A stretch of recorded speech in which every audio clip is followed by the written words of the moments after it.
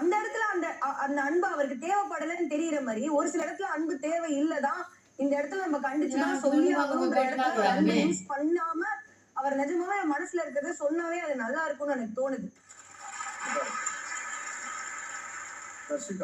இந்த வீட்டை வந்து அன்பாலதான் ஆள போறேன் அப்படின்னு சொல்லும் போதே எனக்கு தோணிருச்சு, இந்த வீடு வந்து அன்பால ஆளக்கூடிய வீடு கிடையாது.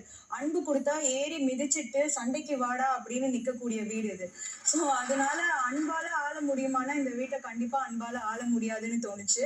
சோ ஆளுமை வந்து ரொம்ப ரொம்ப கம்மியா இருந்த மாதிரி தோணுச்சு. நான் இந்த முட்டையை ஃபர்ஸ்ட் எடுக்கும் போது வந்து நிறைய வாட்டி பார்த்துட்டே இருந்தேன், அவரை இந்த சண்டையை நிறுத்துவாரான்னு பார்த்தா கை கட்டி இந்த சண்டையை அவர் ரொம்ப என்ஜாய் பண்ண மாதிரி இருந்தது, ரசிச்சிட்டு இருந்த மாதிரி, அடிச்சுக்கோங்கடா அப்படின்னு ரசிச்சிட்டு இருந்ததை என்னால பார்க்க முடிஞ்சது.